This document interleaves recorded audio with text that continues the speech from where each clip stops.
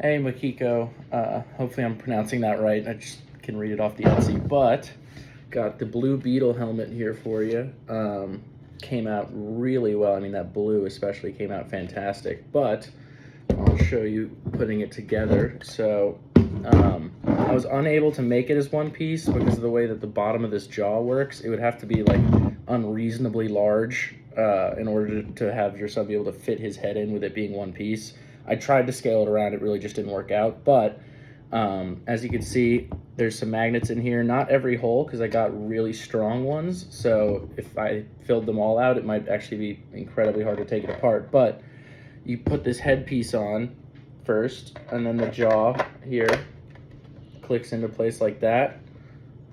See, that would be over his head, and then you could take the faceplate here, and then that, I usually go from the bottom to get these top bits to line up well. Snaps right into place. The whole thing came out really well. The textures look great. Has that reflectiveness to it, and the lenses look really good. You could see very well through them. I don't know if you can see behind me there. You can see the painting through that very well. I'm sure your son will love it.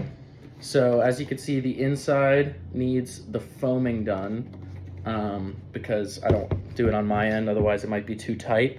So really you can use any adhesive. You can see my previous videos, I usually use Fixed. It's pretty cheap on Amazon and works really well.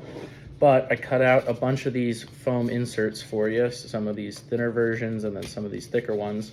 And basically what I would do is, bearing in mind where the different pieces connect, let's see if I'll take the faceplate off so this is easier to see, but in here, I've made some of these here that are shaped like this ear part right here, so you could fill in that gap with the ear and create sort of a larger flusher surface. And a thick one for each side, also a thin one if you want to extend it a little bit further, but it contours so closely to the head, you shouldn't really need to use that much. These larger ones, kind of flat ones, make, there's no, like, it's not a science.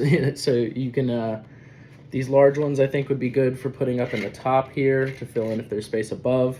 Basically what you do is put the whole helmet on, faceplate and everything on your son's head, have him shake it like this, see where there's space, glue one of these things in wherever there's space, repeat that process if there's still room. You want to make small adjustments so you don't accidentally make it too tight, but you could just glue these on top of each other to make a thicker and thicker bit. I've also made some of these, a lot more of these narrower ones in case there's smaller spaces. You can also just cut these with scissors if you need to fill a small space for whatever reason. But those would be good for the top and also the kind of over here area. And then I made these sort of oval related shapes for this part right here along the sides, which is sort of this area. The points in them fit well into this sort of triangle shape of it. Just again, make sure that when you're gluing them in, you might want to take these pieces separate so that you don't accidentally overlap where the magnets are. But that should be everything. I will say I printed it in PETG like you requested, which is more durable. That being said, it is still made out of plastic, so I would caution your son to be as careful as possible. I know that might be, practically impossible, but it's still a good idea just to, certainly don't want to be throwing it around or anything. It is made of plastic. But yeah, that is all the details for this. Really satisfying to watch that clip in there, but looks great. If you have any questions, let me know.